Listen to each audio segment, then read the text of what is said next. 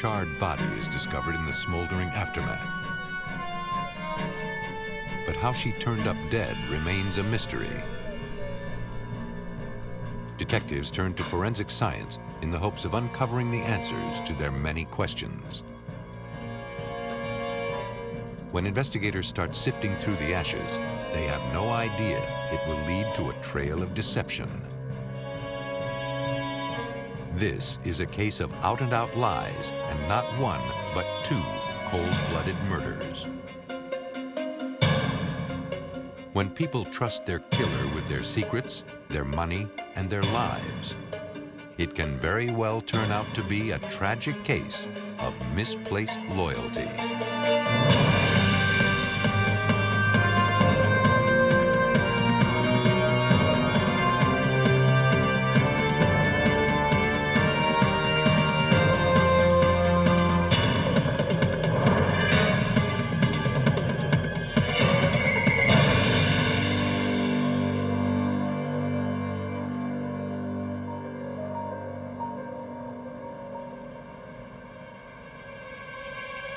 In this episode, some of the names have been changed. The city of Berkeley, California is well known for its hippie counterculture and bohemian lifestyle. Nestled in the rolling hills just across the bridge from San Francisco, it's a magnet for people of all walks of life.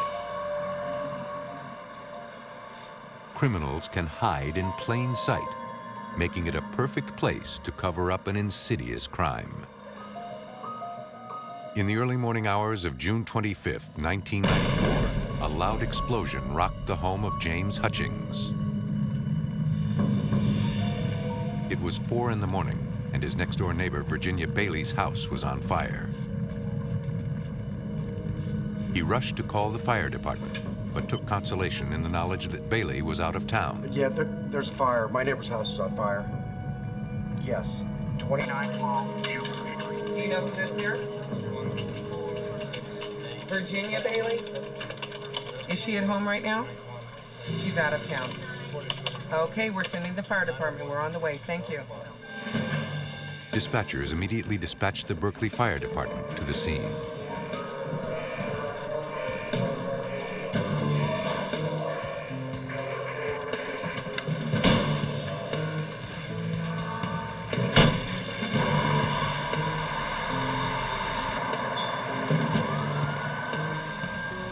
Firefighters rushed to what they thought was an unoccupied home.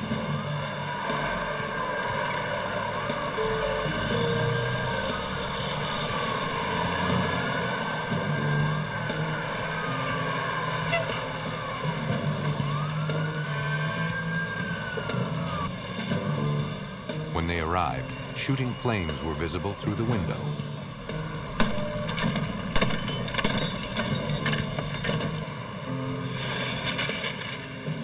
Working deliberately for several hours, the firemen extinguished the fire.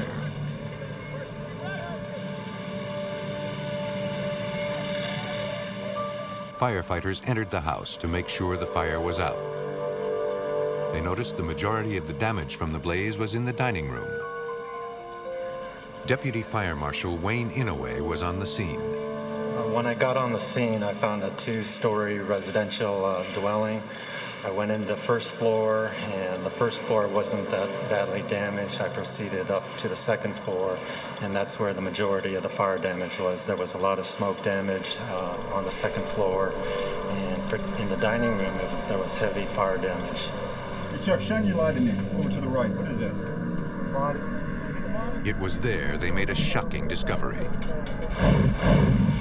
A body lying face down in the smoldering debris, clearly dead. We've got a confirmed 8900 in this location. Notify the fire marshals. Better get the coroner started up this way. They also noticed something odd about the scene. The room was virtually without furniture, and the body was found 6 feet from the fireplace. When firefighters discover a body, they are required to notify the coroner's office. Coroner technicians arrived on the scene. They noticed the victim had severe burns on both her head and her hands.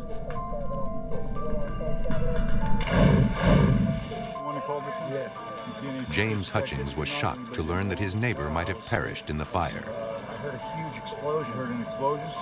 He knew Virginia was supposed to be in Salt Lake City for a wedding. And if she were home, he wondered why her car was not in the driveway. When you looked out the window, did you see anybody out there? No. Anybody running from the house? Nope, just flames. How about Flames and a lot of smoke. With what they learned from the neighbor, investigators now turned to science to piece together the events that led to a tragic outcome.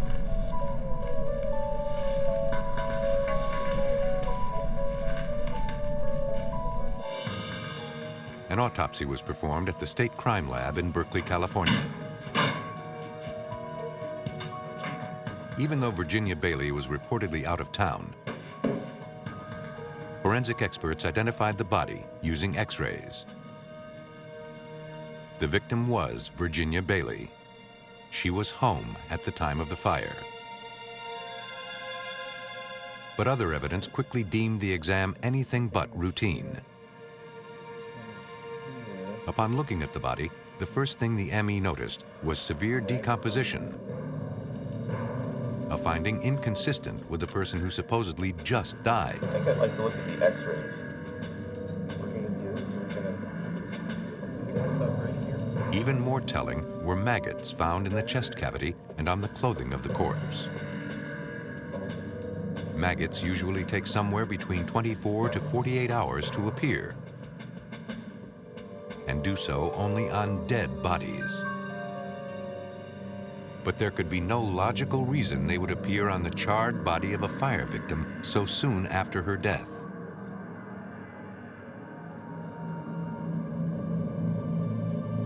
Dr. Paul Herman of the coroner's office reviewed the autopsy results and examined the photographs.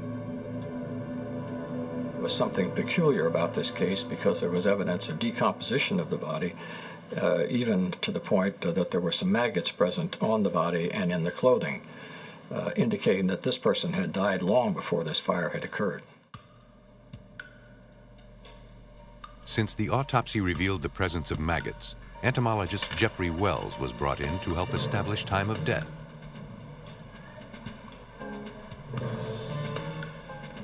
Due to their size, he was able to determine that Bailey died at least 3 days before she appeared to be killed in the fire. If you estimate the age of a maggot found on a body, this gives you a pretty good minimum time since death. The reason for this is flies almost never deposit their eggs or larvae on a live person. Almost always the person must be dead when that happens. If I can estimate the age of a maggot, that gives me a minimum time since death. For example, if I pluck a maggot off of a corpse, and I am pretty sure that it is 3 days old, almost certainly that person has been dead for at least 3 days. Dr. Wells definitively concluded that Virginia Bailey didn't die in the fire. Investigators' worst fears were coming to light.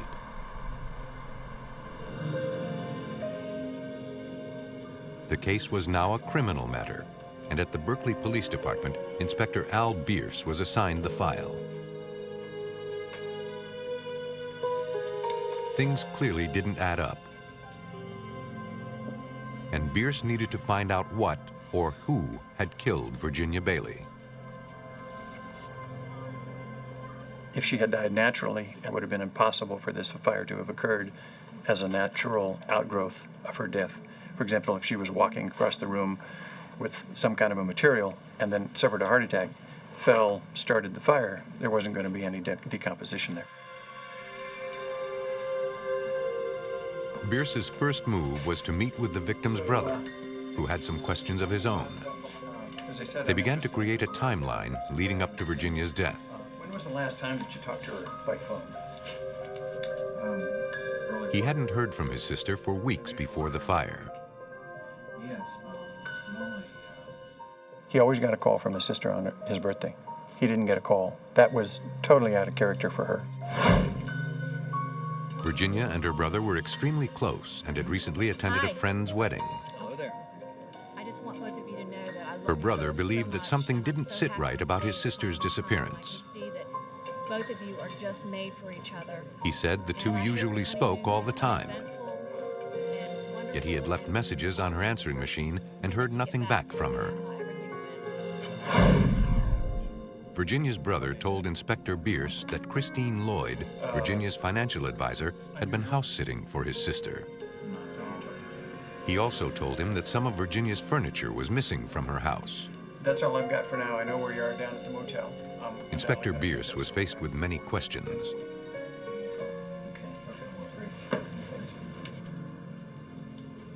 He was at the beginning of a complicated investigation. Bierce needed to uncover evidence to find out if someone had killed Virginia Bailey and tried to make it look like an accidental fire death. What is that over there? You see how it goes around before starting And to draw perhaps like that? what he was looking for was buried in the ashes of the fire. A deadly fire ravaged the home of Virginia Bailey, and investigators grew suspicious. After only a preliminary investigation, Berkeley Police Inspector Al Bierce thought he had a murder on his hands. Autopsy reports revealed the presence of maggots on a body found at the scene of the fire. Scientists conclusively proved that Virginia Bailey had already been dead for at least 3 days before the fire started.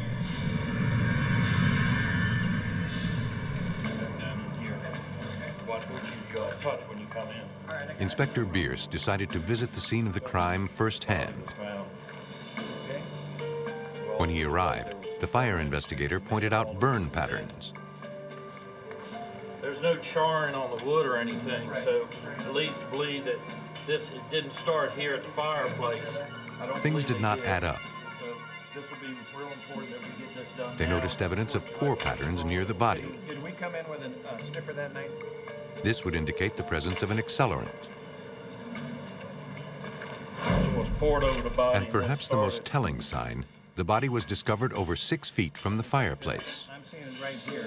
Right If the fire began in the fireplace, there should be burn marks that led to the body.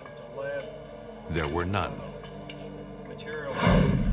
The area directly surrounding the body was suspiciously intact. The investigator believed this was arson. He hoped those closest to Virginia could provide him with information as to how and why she died in the fire. I had something I wanted to show you, to talk to you He about asked something. Christine Loyd, the victim's financial advisor and best friend, to meet him there. One thing from the other day when we She was house-sitting for Virginia. You were coming into the house. You said you came in through. Any irregularities? When in this Christine area? Loyd arrived, she told Inspector Bierce she and Virginia were close friends, and she had been her financial advisor for about 10 years. Everything seemed normal.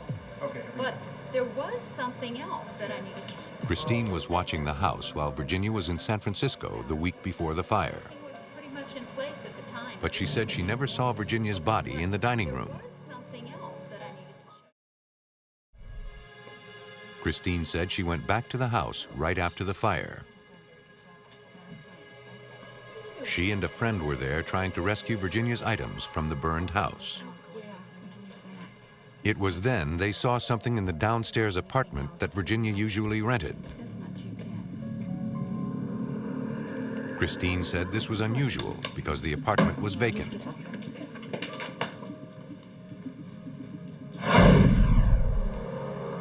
She showed Bierce what she had found in the downstairs rental unit.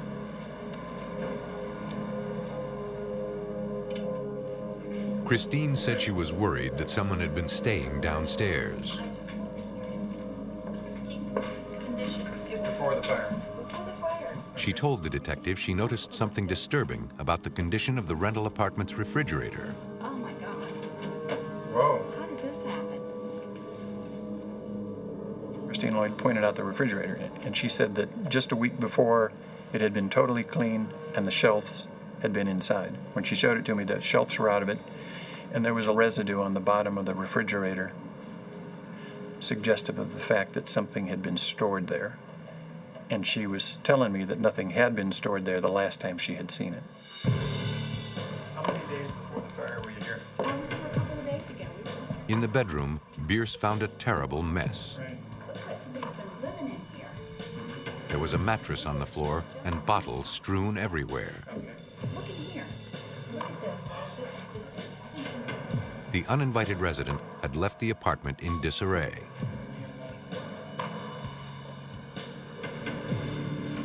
The refrigerator contained what appeared to be a dark liquid residue that looked like blood. To determine what it was, crime technicians performed a luminol test.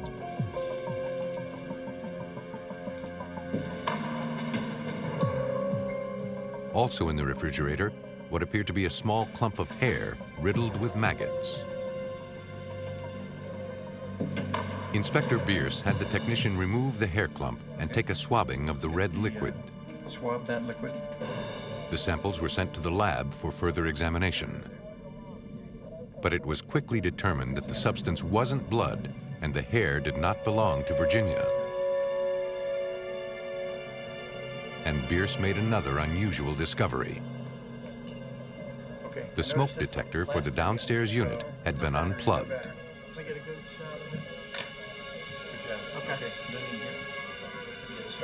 This looks pretty staged. Oh, yeah. I went into that room with a very skeptical eye, and it looked staged.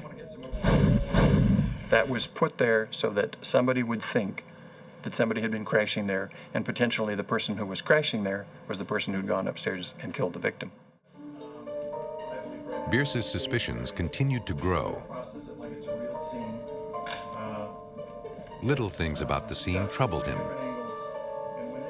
like how unusually neat, strategic, and organized the squatter's mess seemed. That despite all the bottles strewn about, there were no bottle caps. There were also no fingerprints on the bottles. To him, the whole scene felt manufactured. Jeffrey Wells examined the hair found in the refrigerator for the presence of maggots. The maggots he found were alive.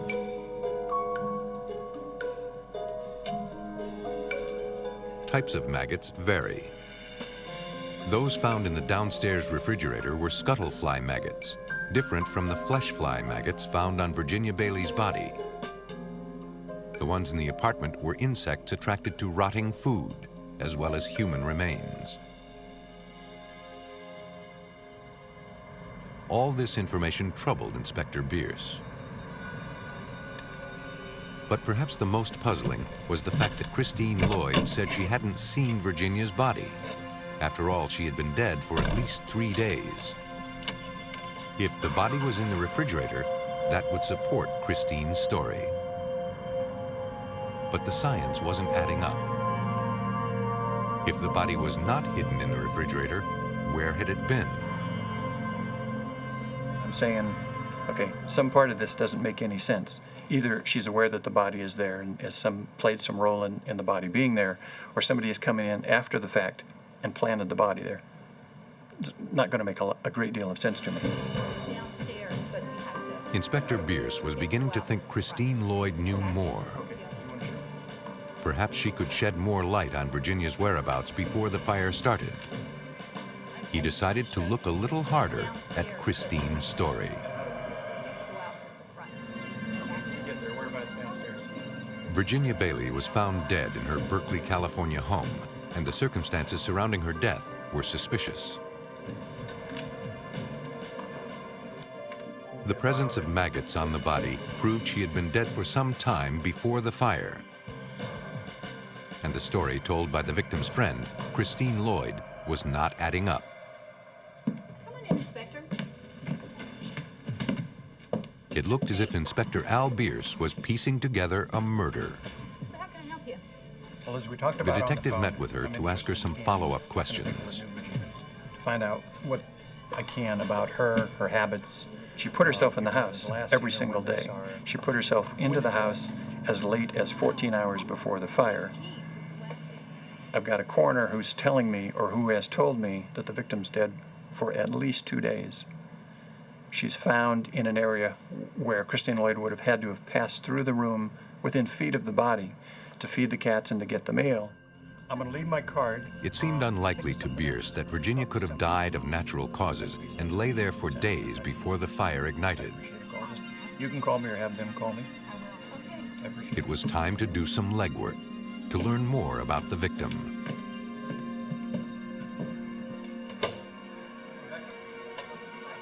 Bierce began questioning friends and business associates of Virginia's.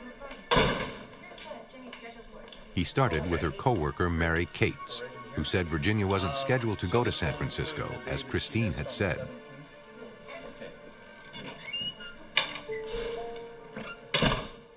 Mary also told Inspector Bierce that Virginia had been missing work lately. Very much out of character, no. Since this was completely out of character, she said she called Virginia to make sure she was okay. She left a message on her answering machine, but never received a call back from Virginia. She informed me that... But said Christine Loyd called her to tell her Virginia was out of town. I believe she was at school. Bierce spoke to several of Virginia's friends, and they all had the same story. When they would call Virginia, they'd get a call back from Christine Loyd. Good. Since Bierce determined Virginia had many friends who were concerned about her whereabouts, he found it odd that no one had actually been able to reach her in the days prior to the fire. She had missed appointments on the 17th, 18th, and 19th. Yes, correct. One friend, Alicia Jackson, was so concerned she headed over to her house to make sure she was okay.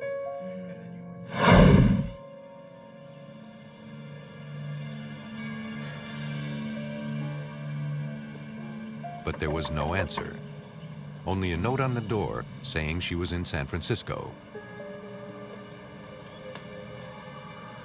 She thought this was odd, but left her own note, hoping to hear back from her missing friend. We're obviously Bierce was puzzled. Hearing from anybody we can. Although all her friends were being helpful, no one offered anything that gave the investigation focus. Okay. Okay, thank you. Okay, thank you for coming.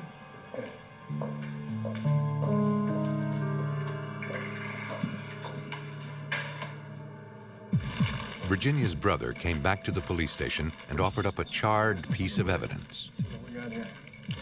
It was Virginia's answering machine, presumably full of messages from concerned friends. Fire damage to the cassette, pretty well warped. Inspector Bierce sent the tape to the DOJ crime lab in the hopes of salvaging the burned cassette. Not sure what we're going to be able to get out. Perhaps the messages on the machine would lead to answers as to why every time someone tried to make contact with Virginia, they made contact with Christine Loyd instead. Be in touch with what we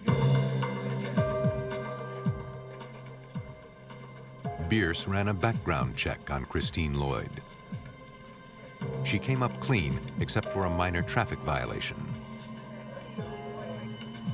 Since Christine was Virginia's financial advisor, Inspector Bierce decided to get a warrant to examine the victim's financial records. Come on in. Have a seat. Bierce went to Virginia's bank for answers. Years of experience taught Bierce, study a victim's finances and you'll likely uncover a motive.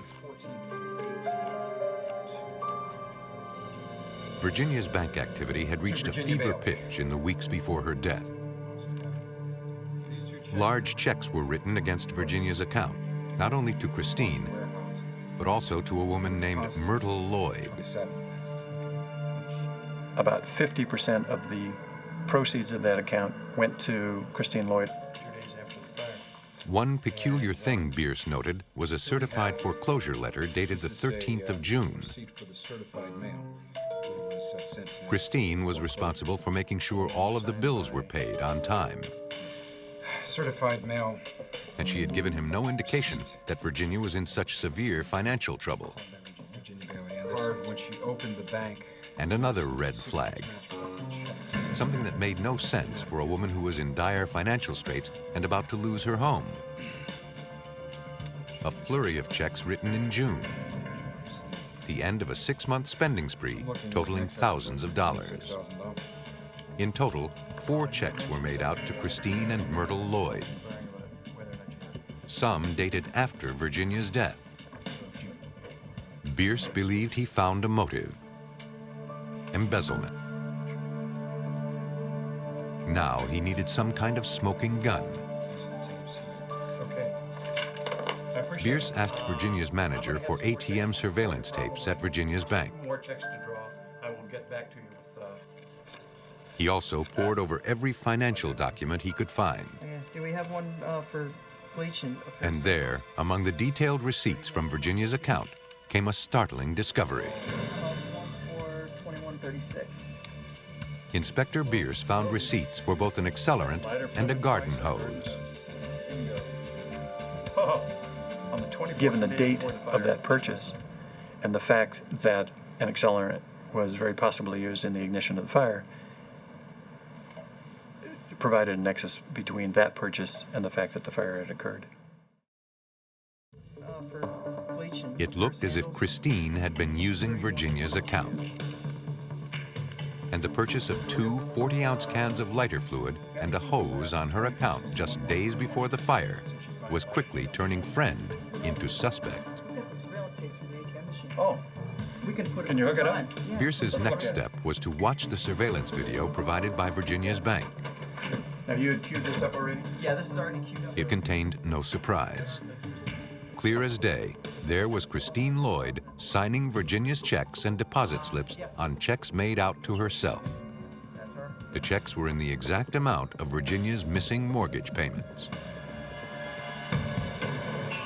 One of the checks was dated 3 days before Virginia's death. Yet it was cashed 3 days after her death. It was made out to Myrtle Loyd. Bierce needed to know who this woman was and if she and Christine were working together to steal Virginia's money. Since their last names were the same, he presumed the two were related. Bierce did a records check on Myrtle Loyd. What he found out was perhaps the most disturbing thing yet in this perplexing case. Myrtle Loyd was Christine's mother, and Myrtle Loyd was dead. It appeared that Christine was not only signing checks on Virginia's account for herself, she was also signing checks made out to a dead woman, her own mother. Bierce visited with the Oakland police, who looked into Myrtle Loyd's death. He wanted details.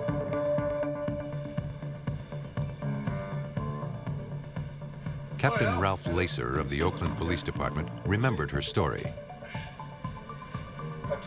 He told Bierce that Myrtle had been found dead in her bathtub with severe bruises to her face and lacerations to her head. And she was doing some financial things for her, and it's looking right now like she was taking... Because there were no obvious signs of foul play, and police believed Christine's story, the coroner ruled Myrtle's death an accident. After finding no sign of forced entry in the residence, there was no loss in the residence, or no one appeared to have kind of rummaged through the residence.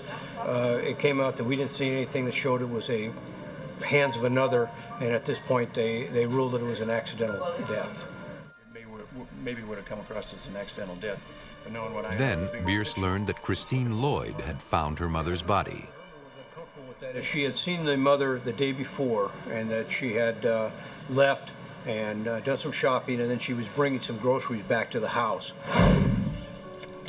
According to the July 1991 police reports, Christine Loyd said she returned home from the grocery store. Hello? What's the grocery store, yeah? Mom? She was surprised when her mom was nowhere to be found. Mom? Mom? Mom? It was when she entered the bathroom that she made the startling discovery of her mother's body. Then, things just clicked for the detective. He instinctively knew he had a second murder on his hands. And he was determined to get the evidence necessary to prove it.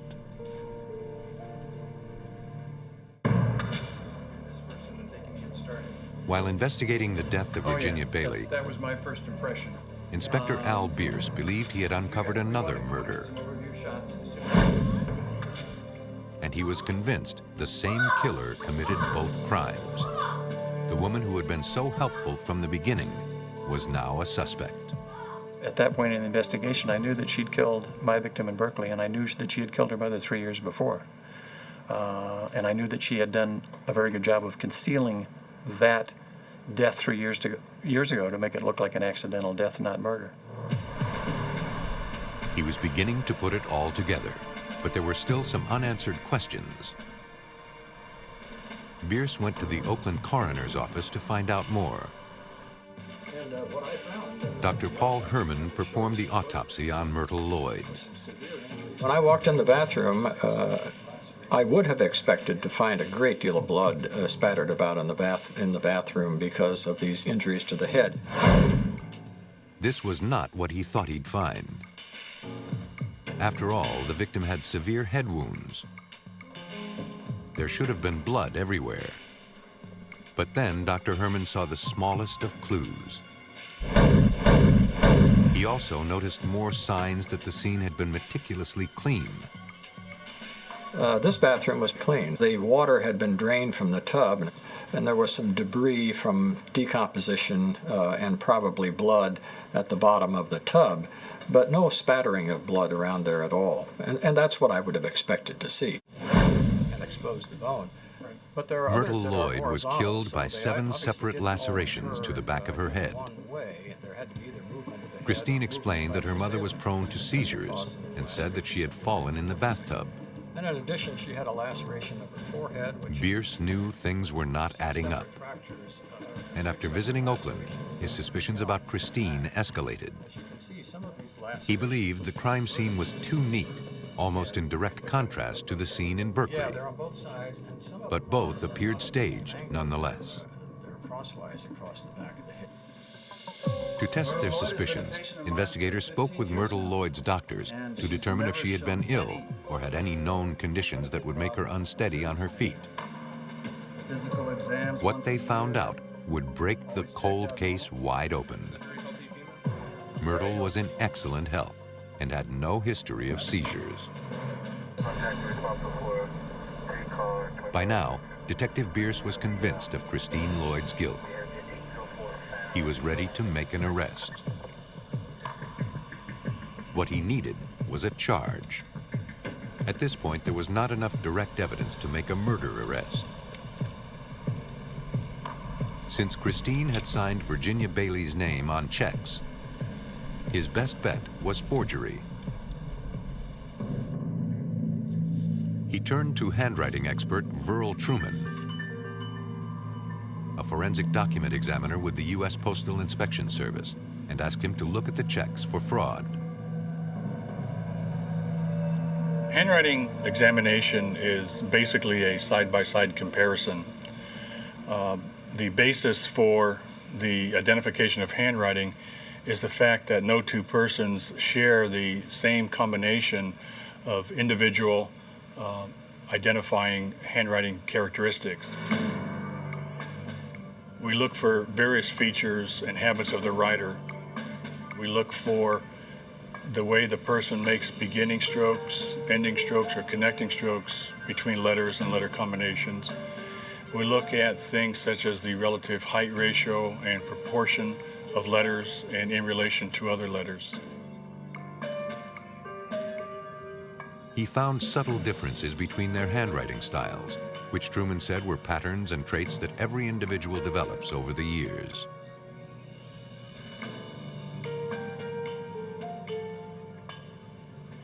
Now, these characteristics, it's very difficult to cast off your habits when you're either imitating the handwriting of another person or if you're trying to disguise your own writing. Usually some of your habits will still show through. And Christine was unable to completely disguise hers. But perhaps the most telling sign was not an actual letter or a word, Notice that she makes a star but a unique and personal signature symbol. This one, which I believe is Virginia Bailey used a star as a dollar sign in her writing. And she constructed that character beginning and ending at the lower left corner or 7 o'clock position. Christine Loyd, on the other hand, did it completely opposite. She began it and started it at the lower right. That was a feature that she just happened to miss.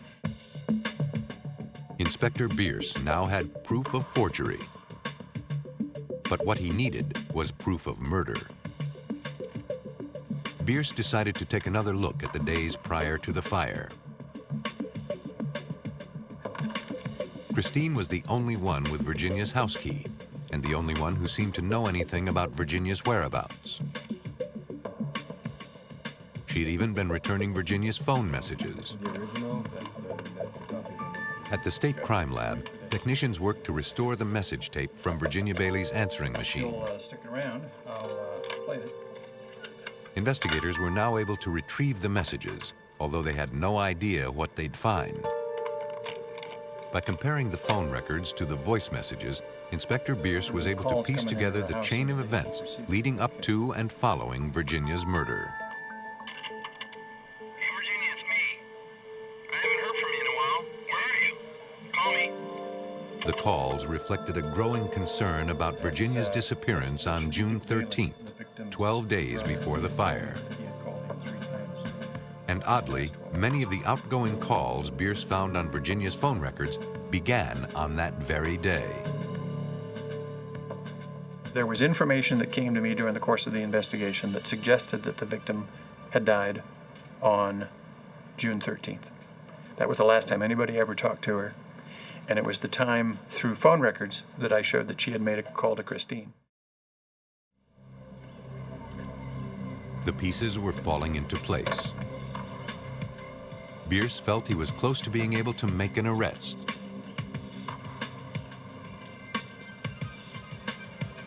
He paid a visit to another one of Virginia's neighbors, Sam Watson.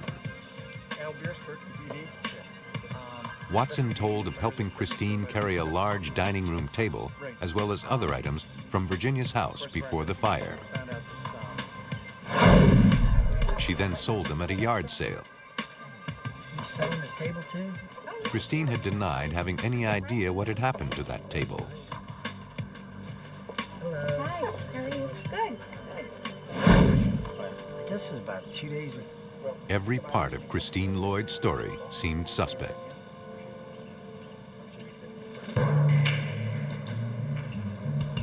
Investigators believed she was in a frenzy of greed, intent on fully taking over her friend's assets through any means possible.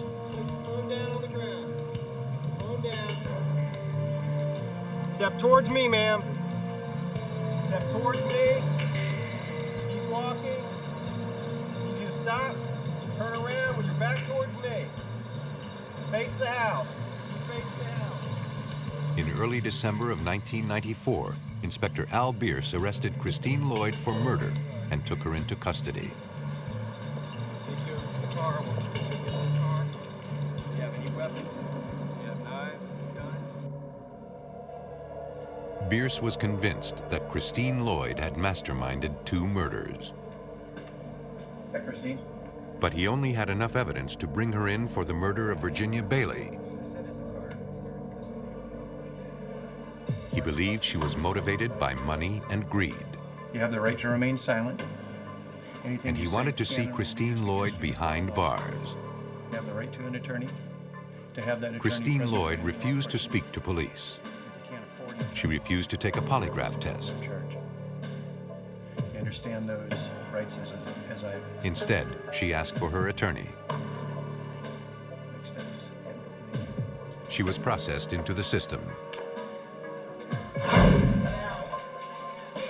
Although Christine Loyd was sticking to her guns regarding Virginia Bailey, when asked about her mother, she shook her head and told Bierce he was wrong. She said she was a loving daughter who doted on her mother and would never do anything to harm her.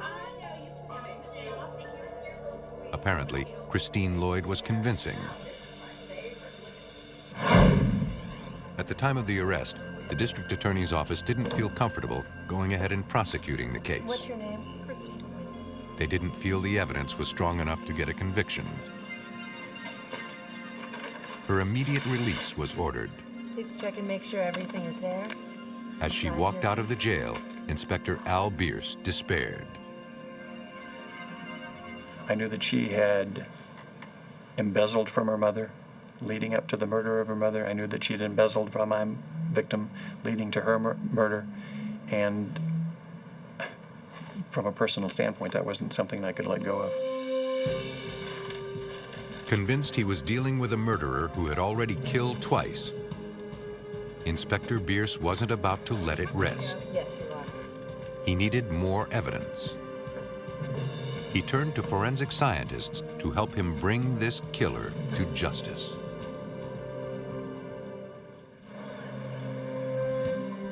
Berkeley County investigator Al Bierce pieced together a story of greed, lies, and murder. He was convinced Christine Loyd killed both her best friend and her own mother.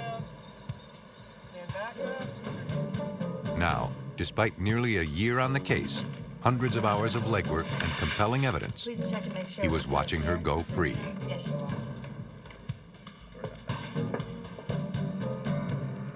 I knew she was guilty, and I couldn't let go.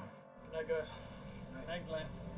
Al Bierce was now working all hours, trying to plug any holes in what he thought was an airtight case against Christine Loyd. Right out, let's go. The district attorney's office refused to prosecute the case, stating the evidence was circumstantial and it would not hold up in court. But Al Bierce had worked too hard to let this one slip through his fingers. By the time I got through, when I was at that point in the investigation, I knew that she'd killed my victim in Berkeley, and I knew that she had killed her mother 3 years before. And I knew that she had done a very good job of concealing that death 3 years ago to make it look like an accidental death, not murder. Bierce approached Thomas Rogers, the head of the trial staff at the DA's office in Alameda County.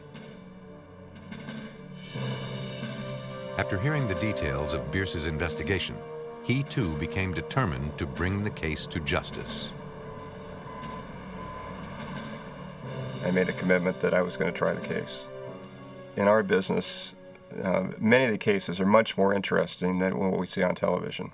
There's a tremendous human drama involved.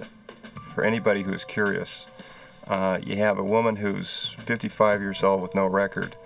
Why did she kill her best friend?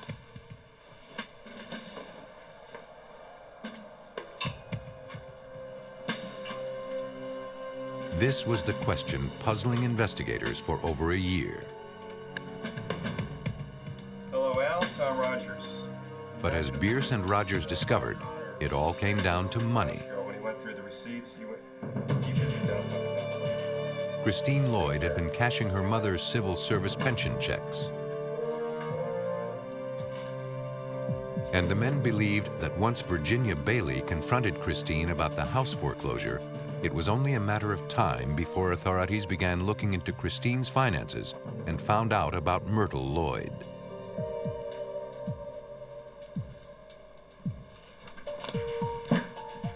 But despite all the circumstantial evidence, the clear motive of embezzlement, and the testimony of the handwriting analyst, it would be a tough case to try.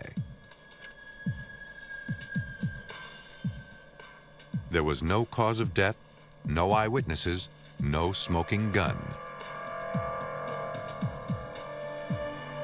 D.A. Rogers decided to take one last look at the pile of evidence Inspector Bierce had uncovered. After weeks of combing through the findings, he was convinced.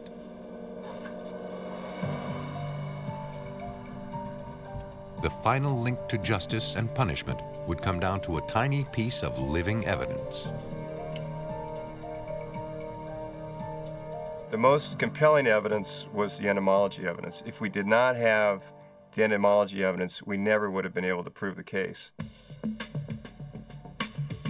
The fact that maggots will only feed on a dead body was the only piece of conclusive proof that Virginia was dead long before the fire.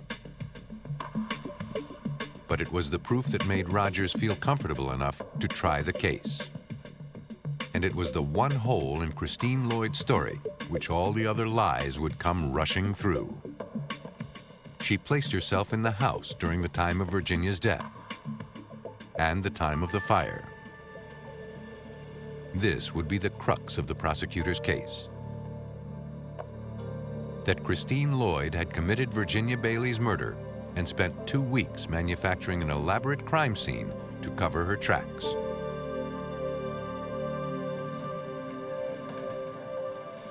In July of 1995, 1 year after the fire that killed her best friend, Virginia Bailey, Christine Loyd was once again arrested. Are there any weapons? Right to remain silent?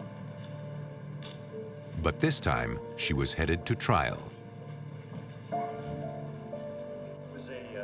Once again, Loyd refused to speak to the man who had made it his mission to put her behind bars. You're getting one more chance at your side of the story. It's a pretty quiet trip coming in. But by now, Bierce and D.A. Rogers had fully patched together what had happened to Virginia Bailey and the events leading up to her murder. Assuming you're not going to be talking to me. Near trial, we re-investigated and were able to prove through statements and circumstantial evidence that clearly Christine Loyd had killed her mother. And that the motive then for killing Virginia Bailey was to avoid a re-examination of the mother's death. Virginia Bailey had no idea her dear friend Christine Loyd had been embezzling from her. So when she came home on the afternoon of June 13th, 1994, to find a registered foreclosure note from her bank, Virginia was undoubtedly surprised and angry.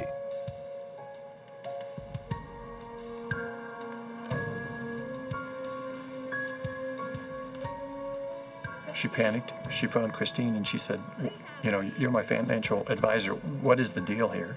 There was a 3.5-minute call to Christine's house in Martinez.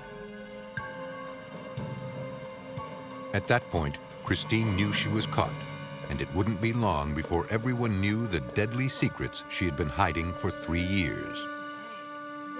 She showed up at the house intent on murder.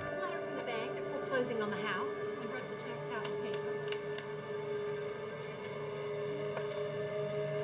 Using a blunt object, she brutally struck Virginia until she was dead. It would now be up to a jury to determine if Christine Loyd was the murderous woman Al Bierce was convinced she was. But Al Bierce also wanted justice for Myrtle Loyd and uncovered that Christine was the sole beneficiary of a $100,000 life insurance policy. So as Christine sat in jail awaiting trial for one murder, the investigation continued on the second. This was enough to indict once again for murder. Driven by the same greed, Christine had inflicted a beating on her elderly mother. Christine Loyd was convicted of 2 counts of first-degree murder and 1 count of arson. She received 2 consecutive life sentences.